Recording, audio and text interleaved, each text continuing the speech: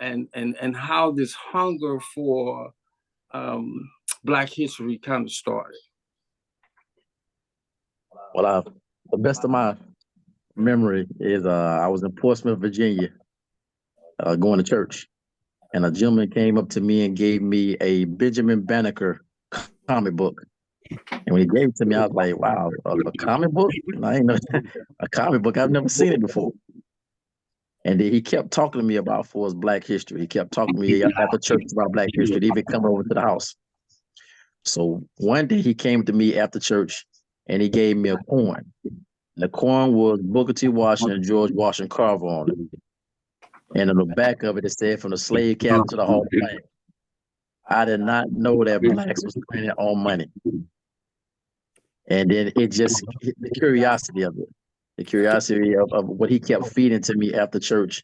And then I started on my own, started hunting for different artifacts. Um, what really got me is in 2000 when the big whole Y2K thing was coming and there wasn't going to be any more paper and everything it was going to be for us computers. I really had believed that because that was a lot of what was going on. Around that same time, one of my favorite actors, Wesley Snipes, did a movie called Blade. And in Blade 1, he was searching for the truth or information on his journey, and it led him to someone called the Archive. Now, when he went to go see the Archive, this individual, they were responsible for all the paper, and they actually had a museum with paper encased in glass. So that was one thing, and then also when I started going to TJC, um, one of the assignments was James Earl Jones, The Reading Room. That was another flame that was going. I was like, you know what, the library books. So I went from finding and looking for artifacts to now the craving of finding books, saving books, because I did run across a lot of books in my travels of trying to find artifacts, and I did pass them up. But later on, I wanted to extend more about the artifacts after my travels to the Holocaust Museum. At that time, the National African American Museum was not up, and I was living in Norfolk, Virginia. And another thing that was added onto it with James Earl Jones' movie, The Reading Room, was the Book of Eli. And the book, I feel like right now I'm in my Book of Eli stage. I am responsible for everything that I have, and I need to feed the masses. I need to get the word out. I need to. It's the best way I can describe it is it's almost like society is trying to say that Black history is a lost art. The only time it's of value is when it's something that needs to be made money or profit off of. But that's what got my hunger and everything for it. Then I really couldn't go full fledged like I wanted to because I was on active duty here in Tyler, Texas. Now I'm stationed in Tyler, Texas. So I couldn't start a business because I'm in uniform, and a uniform is to look at one thing, and if it was to get back out, I didn't know how it'd be frowned upon. But right before I retired in 2015, I think 2014 some time frame, I went ahead and went down and talked to the mayor, Mayor Hines, Mayor Bass, and got for us the yesterday's tomorrow day. And also got everything for us done. I'm sorry. Got everything officiated or official, and went fledged with yesterday's tomorrow. I was trying to find a catchy name, and I went with yesterday's tomorrow. And the funny thing was when I went down there and deviated and did yesterday's tomorrow and did the 501c3 and got with the state and then went a little bit further and did it under the umbrella of being a veteran and did it under the umbrella of being a disabled veteran. I'll be darned. I was living right next to yesterday's tomorrow, which was a restoration car company. So I had to change a couple. I had to change a couple of things, but that's what had started off. That's what had to start off when I think I'd done a lot of events Right. in the military. I was over the multicultural committee. So a lot of people think that I'm just Black history. That is my number one. I'm not gonna lie to you. I love for us Black history. I love all history. I love doing it, but the background and the training that I have in the military as multicultural, I could do everything on the calendar. But yes, Black history is what yesterday's tomorrow is about. Everything else is another identity that falls under the umbrella of Yesterday's Tomorrow, the Traveling African American Museum. And it's crazy. When I came up with the name, I was sitting at TK Gorman talking to Reverend Milton. Okay. And we were just talking. I'm like, and I just had 2 CPR companies. I was teaching CPR here in Tyler, Texas, under the cover. And something, I was talking to him. I said, you know, what I really want to do, because I'm tired of giving Burns property money. Right. All my CPR clients, I was going out to Jarvis, I was going out to UT, I was going there teaching them everything. And then when we were talking in his office, in Reverend Milton's office, I said, you know what, it'd be fun to be mobile. He was like, you know what, I don't think that's been done. And it stuck. It stuck when I said mobile. Reverend Milton was like, aha, that look, and he was with his hand, his finger thing, like you might be onto something. And I just kept it and ran with it. Back then, 2014, 15, I was at 2,000 square foot. I'm blessed to be at roughly around a little bit over 10,000 square foot for Black history. And then I have another maybe 2,000 square foot of a private library. And then all the other history that I can do as well, Women's History Month, military, and things for that nature. So a grand total of about 20,000 square foot. I know the Lord is definitely going to bless me and bless for Yesterday's Tomorrow. I'm looking for a building currently, but I'm still going to continue traveling and taking folks to all these different places where I'll be in Money, Mississippi, Emmett Till, near Hurston, Frederick Douglass, plantations, everywhere that I've done self-guided tours to. I'm definitely going to add that in. Would like to add it into it. Yeah, when we were talking, you were saying one of your dreams is to take people there. I mean, young people, educate them on that, and maybe one day with tomorrow's Yesterday Tomorrow, it's become to that point where you can have buses or whatever to take our young people to experience this. Going back, so your artifacts go back how far? You was telling me it goes back to the 1800s. Yes, sir. I have some 1820s. I have some 1815s. So I probably say the oldest thing I probably have maybe is like a 1815, and that's the books wise. I have some books that's older than Ford's paper. I have a lot of documentation on the Emancipation Proclamation when Abraham Lincoln was talking before it even was officiated. You know, I mean, I have a full newspaper. I don't have clippings. I have like newspapers the way you need a magnifying glass. You know, it opens out. It opens out like a huge map of the whole United States on how to go from California to New York. And it's crazy because my first porcelain that I brought from Nippoport, Japan, that was in Norfolk, Virginia. The gentleman, they always depicted us as rolling dice, scared of women, at your outhouse, eating chicken, that type of deal. So I brought this little boy rolling dice, and this guy rolled it up in all this paper.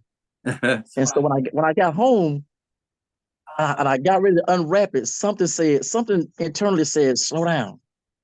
Don't rip it open, because I was going to treat it like a Christmas present. I don't need this. Rip it open, throw it away. Right. And I saw the print, and the print was real small. I'm like, something not right. So I gently unfolded and unfolded and unfolded, and I kid you, the paper's probably about 3 foot tall. Wow. The newspaper itself, and it folds out like a traveling map. So it folds out up in front of you, and it folds out to the right. So when I bring it on display, I bring magnifying glasses, because I believe, well, with me, if I sit there and try to read it too long, it hurts.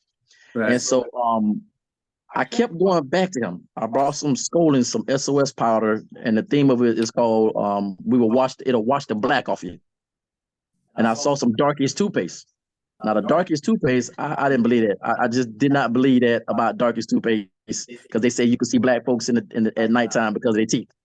So I didn't believe that about I didn't believe that about the Darkest toothpaste, but I did get the Skolin powder. So after I kept going back to that same shop and getting more and more things, finally I asked him. I said, "Sir, I got to ask you a question. Where are you getting this paper from?" He said, "I got a barn full of this stuff." And so he was like, "Look, I work for the Ford Motor Company. I would like to invite you out to my barn. You can get as much of it as you want. I deployed. I said, okay, when I come back from deployment, it's a date. When I came back, he had died. Wow.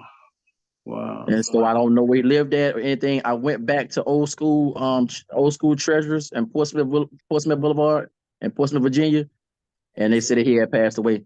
But the when he wrapped it up, like when you go to the store and somebody wrap glass up and everything, the way he had wrapped it up, I took it, I got a cardboard box, and I put it between two cardboard boxes, and I slept on it for about 2 years. Wow. I literally put it between my mattress and the box spring, and it spread it out. I was able to get Martin Luther King's death. Uh, the Negro question came up about Negroes wanting the right to vote. And that same article was Susan B. Anthony uproar. I got a lot of different areas where war was, the Battle of Gettysburg and things was that nature. And that's how that came about. And I just kept continuing to search, to look, Yeah. to find, wanting for the answers. Okay. Faith, if you don't mind resetting the room to kind of let people that came in kind of know what we're talking about and where we are in the dialogue. Would you mind doing that? Okay. Welcome everyone. This, of course, you're in the room for Black Love for Singles, and tonight we are talking about a topic that should be very encouraging to all of us in terms of our education, learning. This is the last day of February, which is the last day of Black History Month. And we're closing it out with our guest tonight, Mr. Marlando Fields. And he is single, saved, and educated. And so he's sharing with us about his experiences, about his 501c3. He's a veteran, and thank you for your service. And he is also in his quest to finding everything he can about our history and how important it is, among other things that we haven't about Mr. Fields yet. So if you if you have any questions, any comments, if you can put those in the chat, we will have an opportunity for you to ask questions in a little while, and you can raise your hand or open up your mic. Okay, Joe, here you go. Okay. Kind of Marlando, kind of shifting the gears a bit. We have talked about it was a word that you use when it comes to it's a word that signifies something is we talked about it maybe earlier today, and it was a word that goes with certain writings to indicate they are valuable. Can you, what was the word that we talked about? About value? Yeah, it was a certain word that when it pops up and people don't even know it, but it's a word that signifies a paper is valuable or something like that. You can't remember what it was. Well, maybe it'll come. Maybe it's just me. We had talked about it earlier today, but it may have slipped your mind. We'll try to get back and maybe I'll remember the term, but let's switch gears a little bit and go in another direction. Circumstances happen to us all. And let's kind of move into your single life somewhat. I think you had been married, got a divorce, and the time after divorce, you had a lot of single space before you remarried. Kind of tell us about that and leading into the new marriage. Kind of got our walk in that. All right. Well, I was married before. It was to my daughter's mother. We had knew each other for a while. Like I said, half was kids. My background was a single parent home, and my whole reasoning for my first marriage, it was nowhere near for biblical or correct. I might was wanted to do the right thing, was have my children or my daughter in a two parent household, but the way I went about it was definitely was off. It wasn't for us right. God was a blessing that, and the mother and I have sat down many times and we laugh and for us talk about it. We're okay. She's going on with her life. I'm going with mine. With our daughter is going with her life.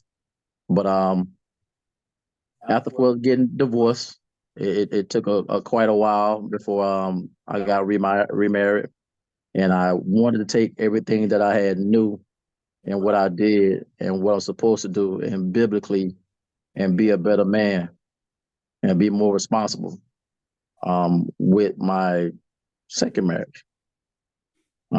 Unfortunately, a lot of things happened for us with that second marriage that I don't think nobody should ever go through, but we definitely for us hear about it. It was one of those things where I scratched my head and couldn't believe that it was happening for us to me. I questioned myself a lot about.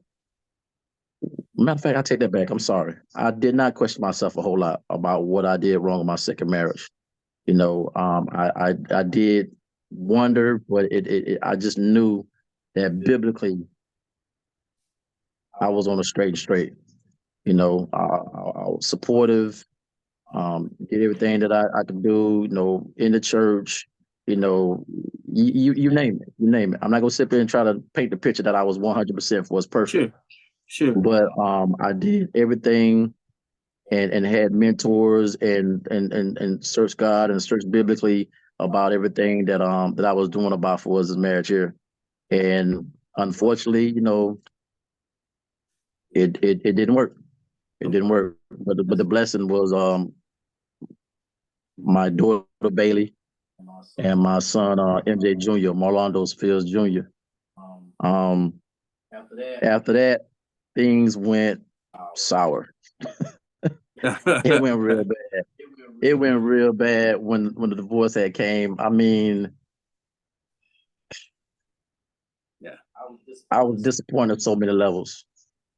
You know, I was disappointed and I'm the type of person, I got your back. I got your back. If you know me, you know I'll do whatever. I'll help you. I mean, literally, I'm not just simply just saying this. I do. Sure. And then in return, I felt like I didn't have that. You know, I felt like I didn't have full support from anyone. Okay. Anyone. Let's back it up just a little bit, Okay. okay? You know, you before the marriage, y'all were going to church. The church you was going and kind of doing things with her family, and it was not in Tyler, it was in the Dallas area, correct? So you all before even getting married, there was counseling. Am I correct in that? Correct. Under the blanket of the system she was under. So all that went well. You get married, and the baby come along. How long was that from the time you got married to the first child coming into the situation? Well, to be totally honest with you, she had got pregnant. I didn't want to be rushed for his marriage. So basically, was I out of pocket? Yes, I was. We waited, and then finally, when I was ready, I went ahead and asked and popped the question. You know, went for the parents, asked the parents, reached out for us to the father. You know, talked to the mom, talked to the brother, things for everything that was right. Then we went to counseling. I'm military, so we went to some military counseling. We went to some church counseling. I was really hesitant in the beginning. I was really, really hesitant. I'm like, okay, because like I said, I just got out for a marriage. I know how that went. I know how I was with that marriage. You know, this one here, I wanted to be for us right because I'm not trying to do this for us again. And we did, like you said, we did go to counseling and get help and talk to and there was some things we got homework that we would sit homework to go do and things that we had to do to reflect for ourselves and things and we had to keep going back and forth. We had separate counseling and then counseling together. And during this time after the baby come. Basically, was this the time that she went back to school and you helped fund all of that? Am I correct in that? Well, my thing was basically I'm retired. I want to be forced very supportive. So I kept trying to encourage her, let her know, look, hey, look, go do you. I just say, go do you, boo. You know what I'm saying? I got you. I got your back. I got the household, everything cool. You know, I tried to be that husband that's just like, wow. You know, I truly believe I was that gentleman. I was that man. I was that husband. I was that godly figure. I was that head. You know, and unfortunately, like I said, it didn't work. The children, when MJ came along, of course I was there. Bailey came along, of course I was there. I had the kids since day one. There was a little spat about her wanting to go back to work. I didn't want to go back to work. You know, I wanted her to sit back, chill out, relax, stay home, that type of deal. But after going back and forth for a little bit, I went ahead and gave in. All right, go ahead. I'm still gonna be home with the kids. So it's funny, Joe. You know, you went from seeing me every day uh, prior to the marriage. That then there's so many people is like, man, where this guy been? So for 3 years, in other words, I'm just gonna put it bluntly, for 3 years, I was in the house. I went grocery shopping. I went to the park. I was walking the kids. We go to the park. We do things. We have picnics.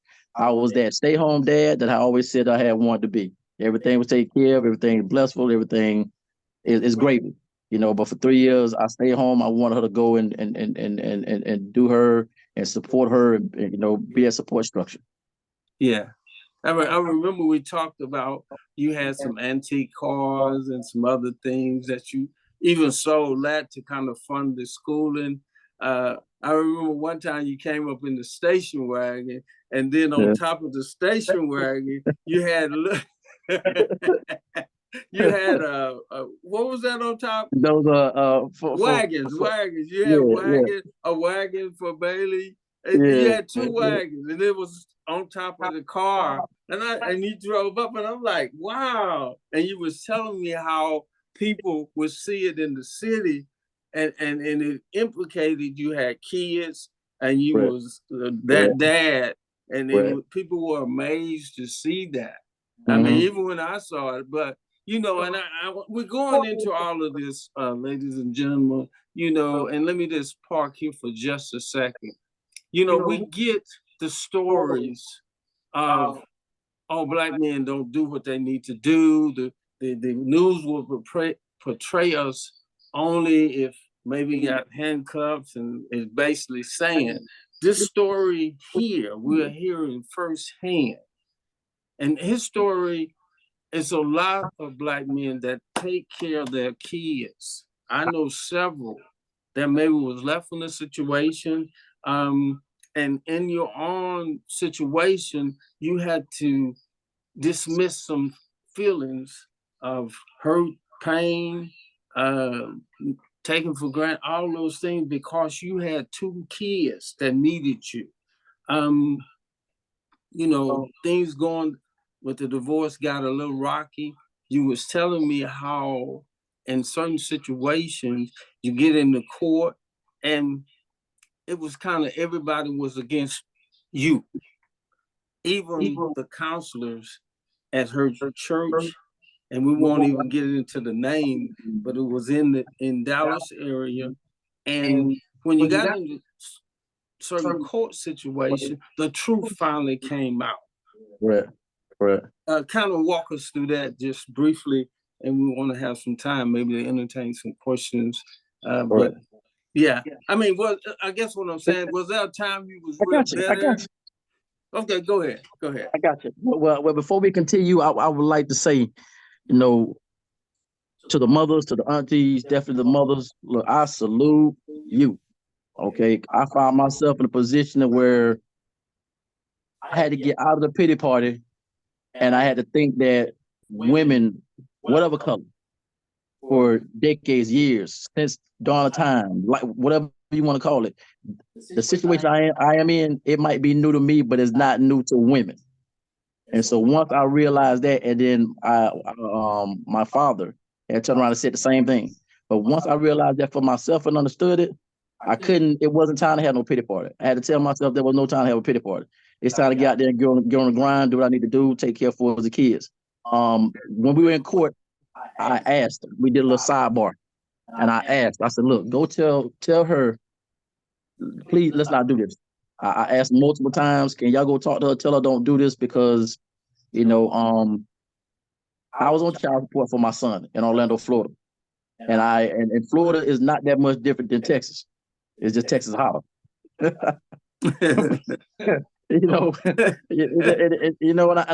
I beg, you know what I'm saying? After I said, look, after paying $116,000 for child support for one child, my son, don't do this. Don't do this. I say, because look at everything that's stacked up against you. Look at the assets. Look at who owns what and who don't have.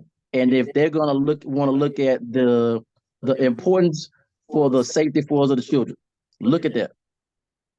And she still did.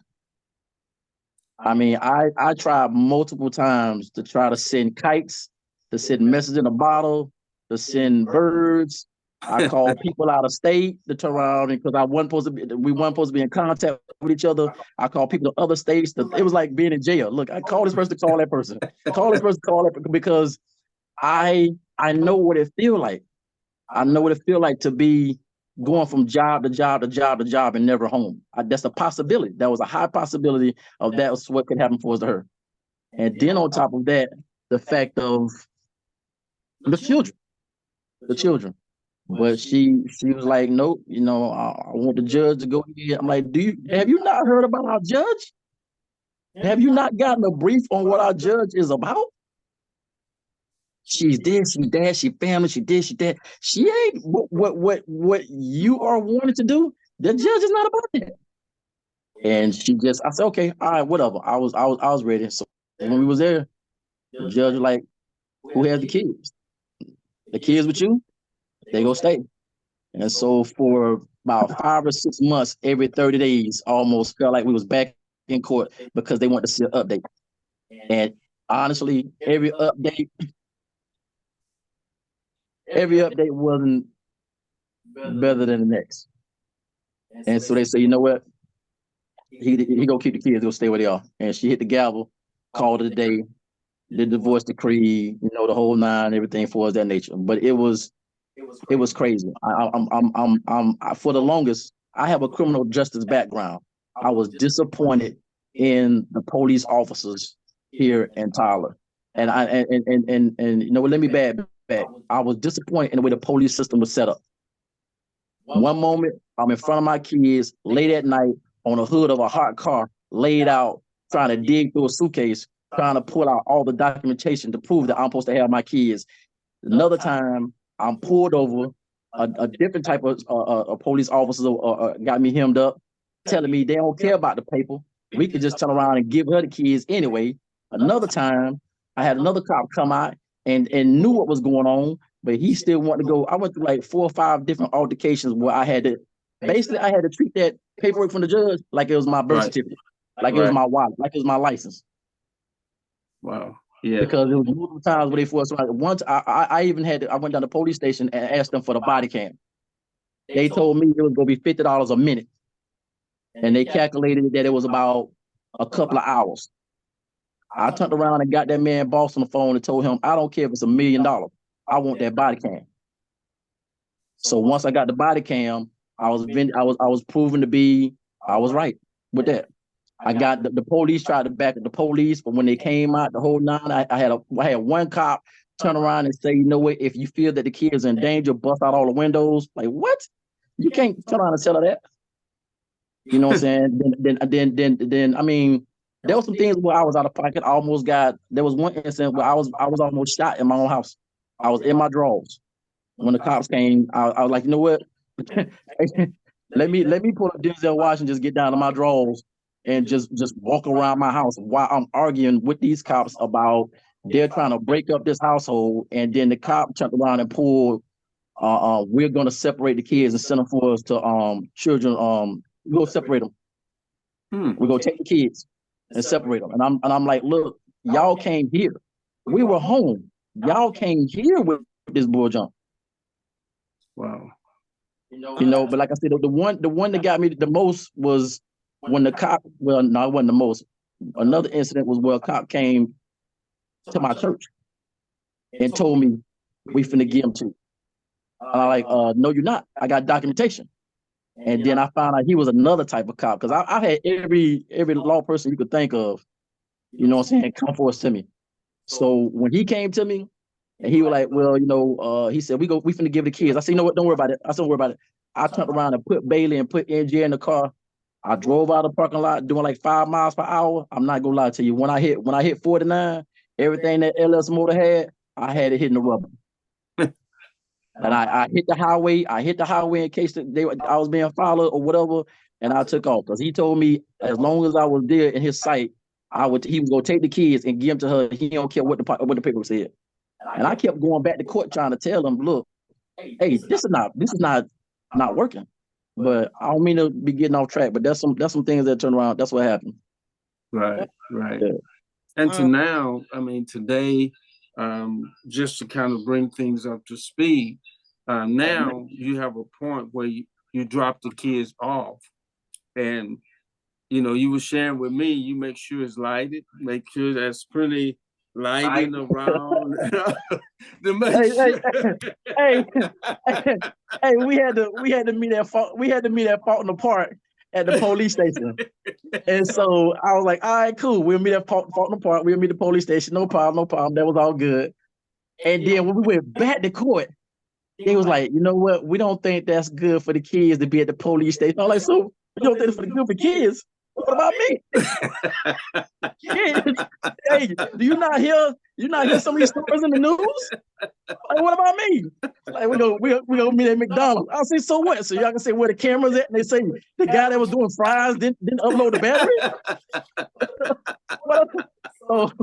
So I went. I had to go back into some. I had to go back into that high school.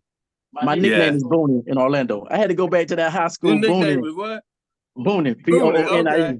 I had to go back to that high school me to make sure that I was good to go, and how I parked my car and the surroundings, and okay, you know what? Right. Okay, I see the camera across the street. I see the camera there. I see the camera at the bank, and I had to make sure there's nothing that somebody could hide behind, so to speak. But then, look, hey man, I'm just gonna leave it there. People got things that can reach out and touch you. You never know. Yeah, that's right. So I had to think about all of that, but it was still, no, man, we're not gonna change where y'all gonna be at. I'm like, man, that's some crap, man. I don't like that. I don't like the mods. Yeah. I don't like the mods. I've been through something similar to that too. I don't like the mods. Yeah. But just to kind of wind things down and maybe get to the point where we entertain some questions. Okay. There had to be a transition within you. I'm glad you brought it up. Where you had to allow the spiritual man to take the lead.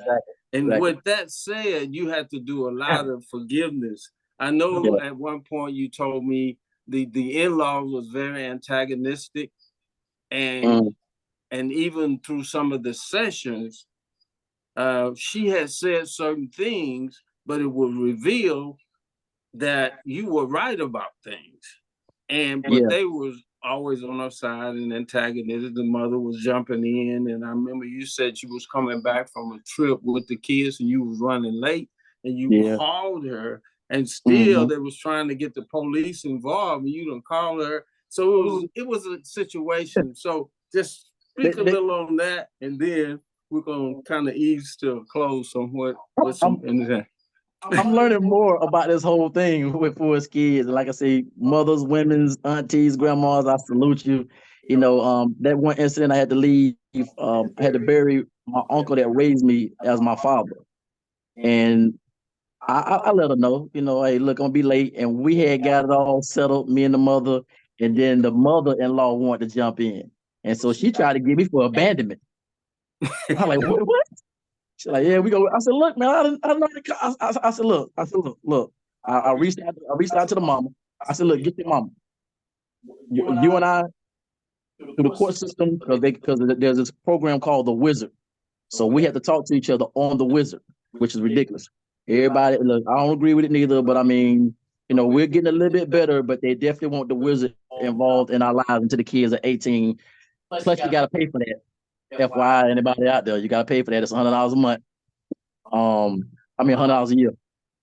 But that was crazy that she tried to force get me on that, and we are coming for us to better. But one day I was put in a situation to where I had to forgive somebody that did something to me, and it's like the Holy Spirit had hit me and said, "Oh, you gonna forgive them, but you ain't gonna forgive for her."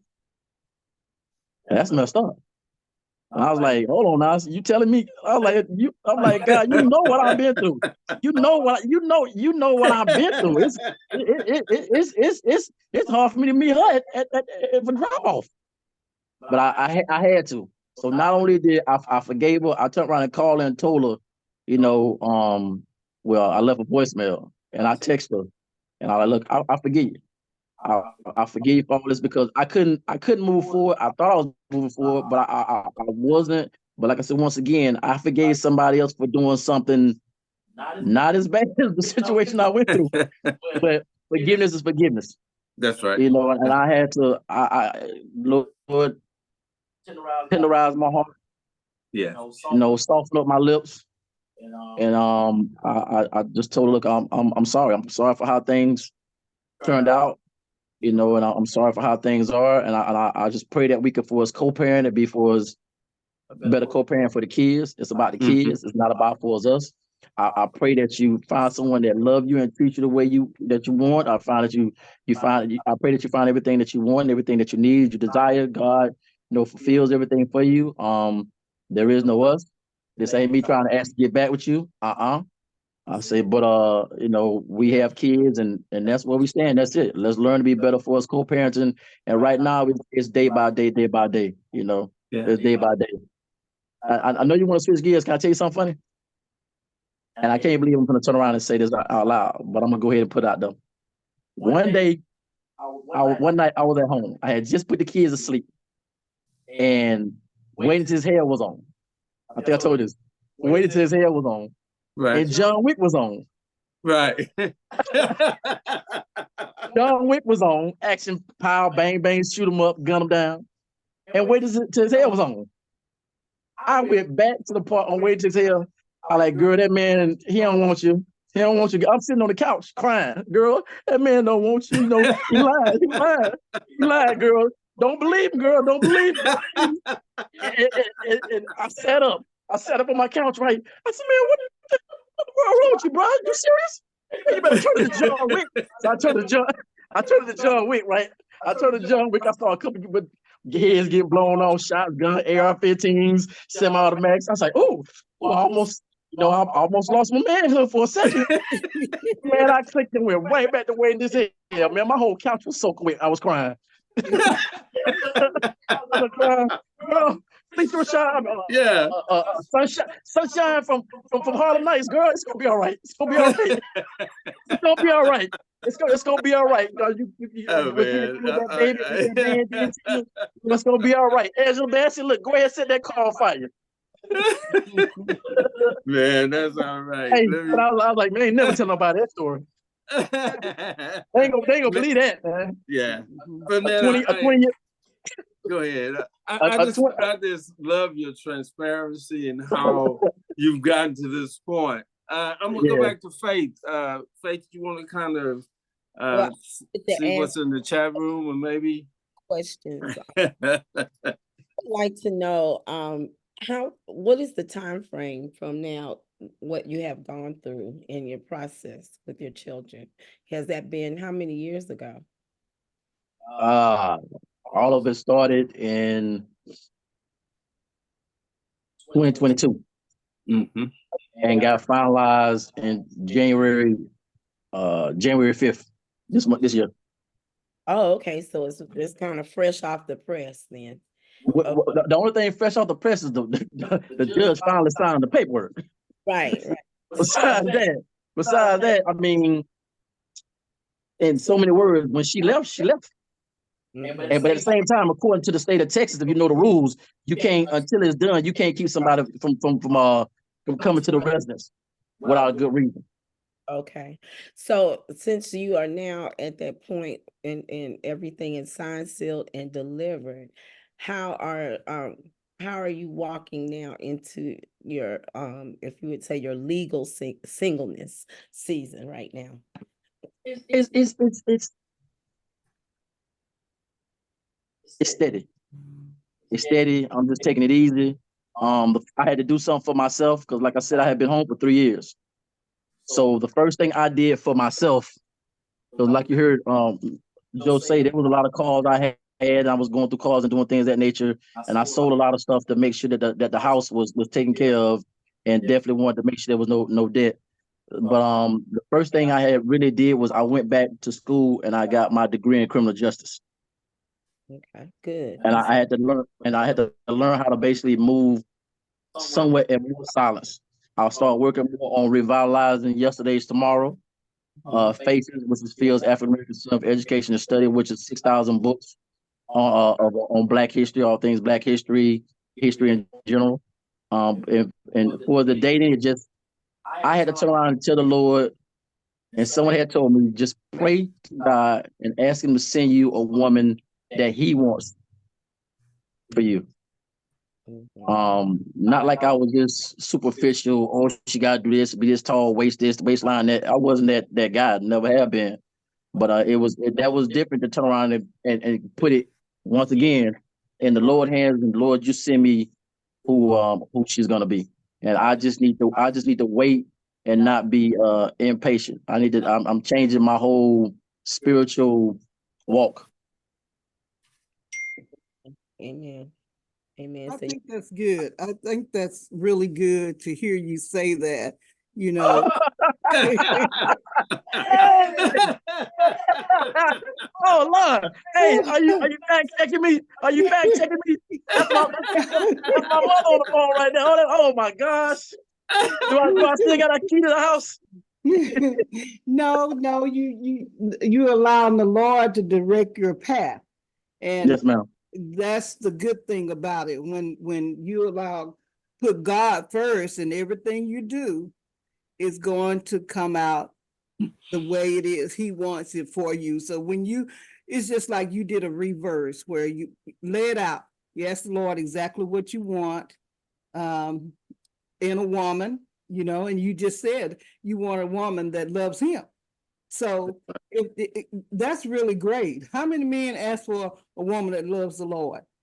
How many women ask for a man that loves the Lord? So you're looking at the woman from the inside on the spiritual level as opposed to the outside. You're not judging. And those are the couples that last in the marriage. You don't want to be in and out of marriage all the time. It's God to put it together. That's the way I look at it. Yeah, thank you for that comment. That's a lot of wisdom. Yeah. A lot.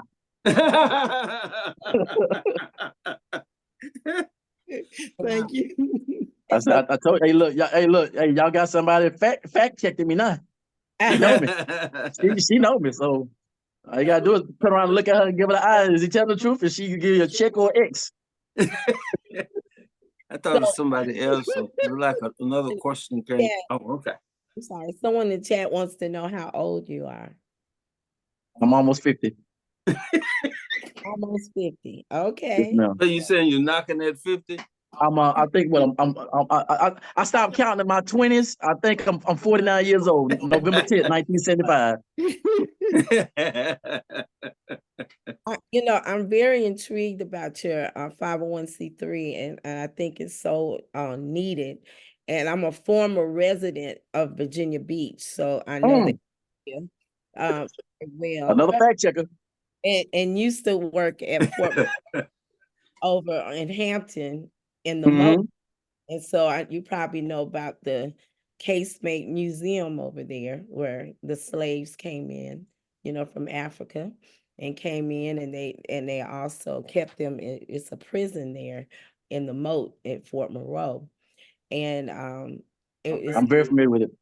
yeah, and so it's a lot of history there in that area, as far as us coming from Africa and settling there. So I know you got a lot of information right there where you began. So it's very interesting how you've acquired all this. And so even in your travels and what you have done, where you think the Lord is going to take you next? Or are you going to explore more? Are you're gonna do more traveling in order to build up your 501c3 and your adventure? The flesh, it keeps screaming about a building, but the reality is good collaborations. Don't have to have for the builder. Just good collaboration and getting the word and everything for us out there. So that's where I am now. Is collaborating or being at places to where where I can meet the masses. I'll move and come out and go to, you know, anyone that wants to be educated, anyone that wants to know, anyone that will allow me to be able to share. That's where I'm at now. The only thing is, and for the future, I would love a vehicle to be able to carry kids and go on trips.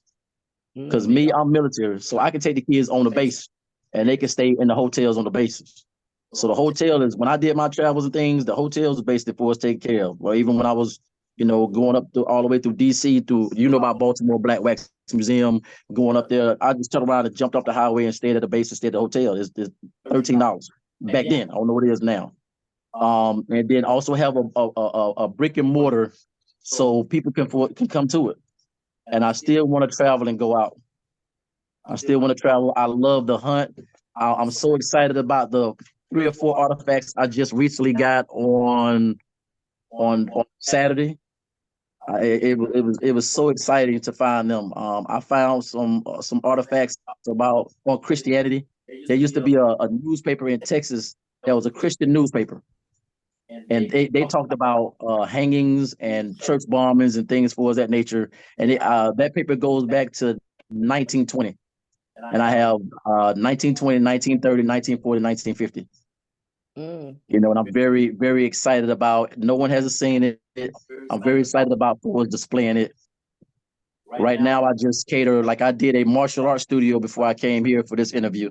So I did a course, kung fu fighting. I did The Last Dragon. I did. It was for the kids. So I did a lot of things for the kids level, and it was my first time doing it. I love for those type of challenges. I had something down at the Foundry, but what's coming up on Saturday at 10 o'clock, the descendants of Aunt Your Mama is going to be at the BBB office off of Churchland, off of Copeland and Grande, and she's gonna come and talk for about maybe 30 minutes. Let's go all be taken care of, cater. I would like to get for his word. I'll be on the news tomorrow at 11 o'clock. Just putting a plug out for it and everything else that I could do. I've always been a crusader to put the word out, especially since I've been here in Tyler. We chose February. If you look up the advancement study and life and history of what the father of Black History wanted, it wasn't in February. He was talking, it was about August and September. So, but we have done things all over the calendar, all over the map, all over the world. So I would love to for us continue, Lord's willing, to continue being a vessel, explaining and being out there, and not just the fact of what Blacks did. Without Eleanor Roosevelt, Tuskegee Airmen wouldn't be in the air. Without for some carpetbaggers, without for us leaving the light on, Motel 6 was the first one leaving the light on. You know what I'm saying? Without that, we took our shoes off and put our lunch boxes in the shoes. The dustpan and the traffic light and plasma and locomotives and heart transplants and all things for that nature. So I would love to continue doing it. And I would love to revisit Tyler ISD and all the ISDs about allowing me to come in and do for us a Black History. But it's such a scarce now about the woke and don't want to hurt anybody's feelings. One day I texted and said, "You hurt my feelings. I fought for this country." You know what I'm saying? I fought for this country. I fought for everybody for the hell of right. So that's why, in short, that's why I pray God will for leave a philanthropist, more help, great collaborations, educating for the masses, and keep growing and growing and growing and growing. I'm at about, like I said, I'm roughly at about maybe 20,000 square foot now of artifacts. Wow, that's a lot. That's a lot of square footage. I have in the chat, I just want to I know you might not see it. I want you to hear what comment that Tamara wrote. Praise the Lord for a man willing to take care of their children. I applaud God placing him with the integrity to stand for the children and actually take care of them. I have a brother who is responsible like that, and my son is doing that for his children. Keep standing up for your children. God is with you when your heart is for him and the best for your family. Just wanted to share that. Thank you. Does anyone have any questions that they would like to ask Marlando's? Anyone in the room, or have any comments or anything you'd like to share with him? At this time, you can open up your mic and speak. I would like for him, hi Orlando, and hi How you doing, Dorinda, Mel? Joe, and everybody. I'd like to know, would you repeat where that event is going to take place when Aunt Jemima's downline is going to speak, and are you going to have your display set up? Because I missed. Okay. Well, I sent her a mock-up of the display. So yes, but it will only be the Mammy, Aunt Jemima, servants displays that I have, artifacts. The salt and pepper shakers, the ice cream makers, the churners, those type of deals. It will only be that. It's not going to be anything else because I'm trying to keep it directly about what she want to talk to, her calls, and then with the food that'll be available and some artifacts. But everything is strictly catered to Aunt Jemima and those that are What servants. time and where's the location again, please? It's going to be at the BBB, and the The BBB is B&B. located the Better Business Bureau of East Texas, off Okay, of Copeland. Copeland and Grande. okay, I'll just have to find that. Joe, can you text that to me? Because I don't understand. At what, Yeah, Great. I'll text you the address, okay? what time? Okay, Put it out on group chat. That would be good. Yeah, and And what time Yeah. is that? I think that's, wait a minute, hold on. I got the address, hold on. The event is gonna be at 10 o'clock. Okay, But she's not gonna speak that long because she doesn't, she wants to get back home and get back on the road. okay, But she's gonna get there she's gonna get there around like maybe 9:15, 9:45.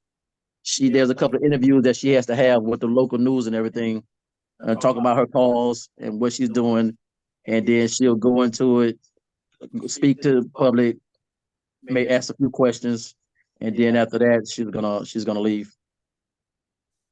Yeah. I think that's, Orlando, that's 615 Copeland Road. Correct. all right. Okay, anyone else have any questions or comments tonight? Anything? I would like to just say that I admire him for his level of spirituality, and that is really great. A true man of God. He's developing himself to stay in focus, and I believe God is going to expand his 501c3 because he's allowing God to direct the path. So I just want to continue to encourage you to continue to do well and try to educate the young people, even some of us older folks, some of the things that we're not haven't been made knowledgeable of, but those artifacts you have are really great. So I did like the fact that I saw on Facebook where you and some gentleman was at the table playing the game. Okay. So I thought that was really neat, bringing people together to collaborate with each other and make you want to use your mind and think about it. So you're on the right path. That's something we don't have here in Tyler, and I have to commend you for it. I like Thank the you. fact that you're working with the young boys, which that's needed as well. We need, even though we have the kingdom building over here with the boys, it's just not enough for our young Black men because they're building these jail cells for us. And we have to catch them at an early age. They don't have anything to do but to have an idle mind. So we have to get those young minds involved. And our Black parents don't have the money to pay for all these different sports and things they have, want to be in. But if we can have some things where they can pay a small fee or do it on a scholarship level, it would be really great to see that with these young kids. Yes, ma'am. Can I Because say they're one? serious I'm sorry. about this, locking them up. They're really serious about it. And so we got to educate our young people that this is a serious matter, Yes, ma'am. Well, I'm really wanting to, like I said, get out there and get out in the community. I'm very happy. The other day, I was just here talking to Mr. Williams, and I left and went over to the Glass Recreation Center in the city of Tyler. We're going to collaborate for a program from starting, I think, May the 20th at the Glass Center all the way until August. Awesome. And it's going to be like a reading program, and that is going to allow me to bring in Faces, which is the 6,000 books that I have. I'm not going to bring them all at one time, but I'm going to go in and do like maybe a reading program. I'm also trying to pitch to the Metro to be a major hub of letting me have the 6,000 books there and let people come in and read. So in other words, about 2017, 18, I went on Facebook and I asked Tyler, Texas, how would you feel about having a Black library? And everybody came up and said they'll chime in and said they're all for it. The young lady that's what her name is, Miss that's helping host. Not Miss, not Miss Maryland. Faith.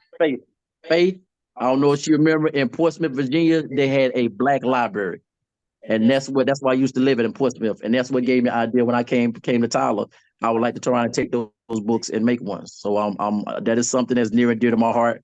To take what I have should not stay in storage. Right now, everything is in storage. And I only bring it out when asked, but I want to bring it out and get it out for us to the masses. But I do appreciate everybody's support. Those some things that's coming down in the pipeline. Panera Bread has asked me to extend all the way till June. They're having a reading program there.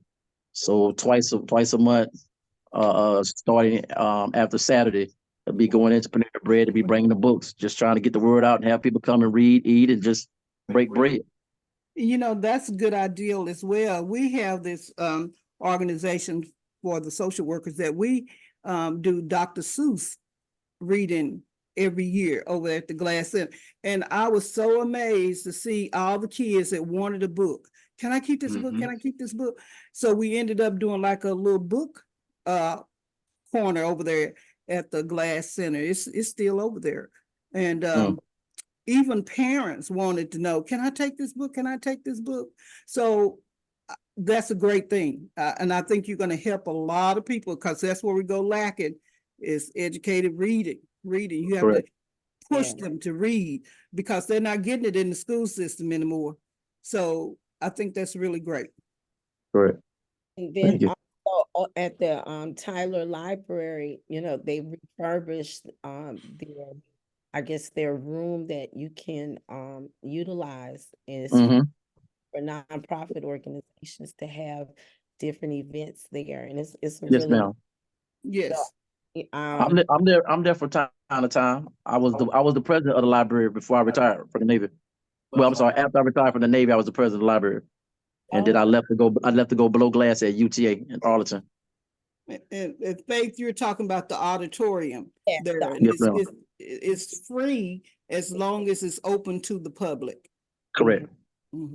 Yeah, so that's a good place to to be able to have events and bring the community in, and it would be free, because normally when you have an event, you got to pay for the event place. Yes. With some kind of cost. So Yeah, so it's good. The collaboration is really good. Rolando's, I would like to stay in contact with you and what you're doing. I think it's awesome, you know, with the children and be able to contribute, you know, to help, you know, in that area. Yes, Anyone ma'am. else? Sheena, you have your hand up. Would you like to open your mic, please? Hey, you on mute, Sheena. Unmute yourself. I didn't even mean to do this camera thing. Oh, But hey, hey, stranger. so my question is, what advice would you give to single moms such as myself, who is raising Black sons in today's society? I would say give yourself a break. Don't stress yourself out. Do what you can. You know as well as I do that not saying that it's intentional, but they're gonna formulate in their head what they want to do. Just keep instilling them in the way that they should go. Don't spare the rod.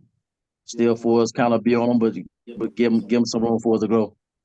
And try to point in the right direction. Everything doesn't have to be paid for. In other words, you can get with mentor minds. Yeah, you can get with the even myself. You know, hey, Marlon, can you come and talk to him? Can you come and sit down? I mean, I don't mind that. I just let me know and understand that I have a 2-year-old and a 3-year-old. You know, I mean, I don't mind coming to talk to them when the kids in daycare. You know, I come out and do whatever I can. You know, but yeah, just give yourself a break. Just don't be so hard on yourself about what they're learning. Just try to make sure it's available. Stay in your own lane. Don't worry about what nobody else doing. Don't always think about money. It ain't always just about for money. It's about if you can get in there, get in the car and ride. Like me and the kids, we took our first road trip last week to a first black exhibit, and we went to Waco to see for a statue. That was our first trip. So just take them road trips, fix them peanut butter jelly sandwiches, the bologna sandwich, the ramen noodles. You know what I'm saying, and catch out. You know, and just have fun. Had that fun, had that camaraderie, and that bond. Okay. And if there's anything I could do, just don't. We know each other, right? No, I did live. I was in Tyler. I've been now I'm in Louisville. I've been here for 3 years. So my mom's still in Tyler, but I went to New Life worship.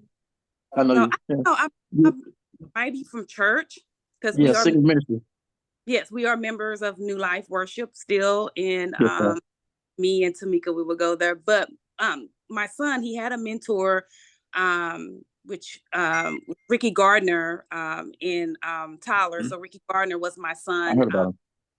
You heard, so since here, it's been hard to find a mentor because he's in. Well, I don't want him to hear me, but he's in the stage of dating, and as a single mom, when he come to me about certain things, I don't want to go around. I want him to be comfortable, which he is, but again, I try not to make him uncomfortable, but at the same time it's kind of hard to kind of, how can I say, I give him advice, but it's kind of hard to give him accurate advice coming from a perspective.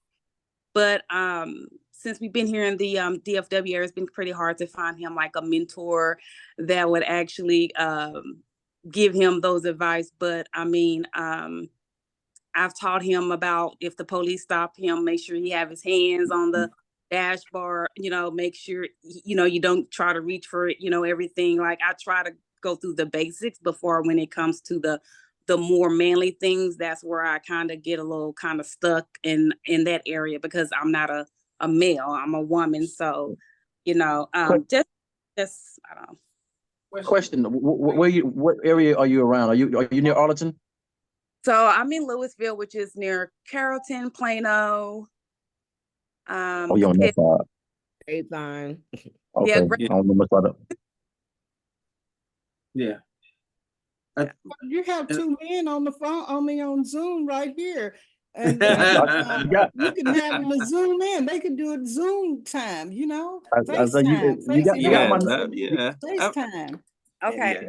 Build a relationship that way, because These young men, they want to know who, what, when, where, and how. You know, you try to tell them that why. You know, you got to explain it to them. So get them in. Here you got Joe and Melando to help you out. Call them up. Oh, Say, yeah. okay, here. Mhm. Call them up. They have a problem. Let them, you know, them communicate. He can walk out the room and spend that quality time with them. You know, Oh, yeah. Thank you, Dorinda. you're more than welcome. I look forward to your call, man. I don't have any way of contacting you. So I'll just, I guess, see you whenever or whatever. Hey, But you Facebook, Facebook, Instagram, whatever. Marlando C. Fields, all information you can Google, whatever. It's been the same information since 2012. Ain't nothing changed. And Okay. go on Messenger, on Facebook, on Messenger. On Messenger, that correct. way. You can message me. Perfect. Thank you so much. And again, thank you, Merlando, for Thank sharing. you. One thing that stood out to me the most before I end the conversation is that as a young man, it's hard to find men that will actually be an advocate for our Black men or our youth. And so I appreciate you for not only serving our country, but being a great mentor for our youth or whatever. And so I know that you in the process of trying to get a building and trying to grow in certain areas, and I can definitely see that happen. I think focusing on you and your spirituality is a great deal, especially coming fresh out of a marriage. And I think this is your time to focus on not only yourself, but your kids, and being able to do the things that you also enjoy coming out of the service and being a stay-at-home dad. So thank you again for sharing. Nah, thank you. Please reach out to me. I'm serious. Okay. All right. Yes, yes. Thanks. And with Joe, you can just call the insurance company. I am very close here. Believe me. I'm open to lifting young people to their potential, and our kids have so much in them. Even when you see certain things on Facebook, I try to send a congratulation and let them know that achievement is the natural order of things, and that you're born to be a winner. And then those little tidbits, and even in person, when you see young men, just encourage them to bring all of the gifts and talents that is within them Yes. to the forefront. So yes, a call, I'm open for calls, especially, well, in any situation where I can help, or maybe have a lending ear or a voice. I think people are listening for the voice of reason, because things around us are so out of order. But these things were spoken of before. So even in this moment of synergy we're having tonight, so much will come out of this for all concerned and to lift each other. So it's a beautiful thing. That's And true. thank you. Mhm. Anyone else? Anyone else have any comments, questions, anything before we close out tonight and let Mr. Joe close us out tonight? Any more questions or anything? I just want to say it's great to also I kind of ditto on Sheena's comments about Black men out there being responsible and the head of his family and taking care of the children, but also taking care of his purpose, Yes. his mission in life, and getting that, tight, right, straight, so it could be, a legacy, not only for your children, but a legacy for all of us, Yes. be able to carry on and be able to, because our influence will inspire others. And, and through what you're doing, you never know where your fire will light someone else's flame, so I just would like to and just give you props on that, and for you to continue on and use all that you got. You're a veteran, you have so many different, avenues where, Mhm. can come to you and funding and things of that nature. So, you know, the sky's the limit, you know, with God, you know, he opens opportunities and doors. So I'm just looking forward to hearing all the great things that are going to be towards you, for you. And I appreciate it. I appreciate it. I do need help. I can't do it all by myself. anyone else? Well, I just want with to that appreciate you, said, man, for sharing. Most definitely. This is Marcus Way. okay, it's Mark. Thank you for sharing, man, and appreciate your story. Most definitely community activist. So we need right there. Love to partner with you as well as you go into the community and just touch people's lives. So most definitely kudos to you, man. We with you 100%. Let us know how we can help. I appreciate that. Yeah. So, All right. single, saved, and educated, Mr. Fields, will you have basically anything you want to say before we kind of dismiss for the night as a general statement or anything? Yeah, I appreciate all of you. I appreciate the time. I appreciate the platform. I appreciate it. I'm very grateful. I pray that God was able to use me tonight to be an example to someone for forgiveness, for love, for peace, for kindness, for hope, for not leaning on your own understanding and leaning on Him. And I appreciate y'all. And have a good night. Be safe. Yes. Before we close out, I want to say thank you for being our guest. I guess we have had thankfulness and more thankfulness and great thankfulness. So we will continue our dialogue and conversation. We kind of joined it at the hip or whatever you want to call it, but it's a great experience. And I want to say before we close out for the night, also come back next week. I have a young lady and this is the topic for her talk, is this: from trauma to triumph. Literally fighting for her life with a stalker.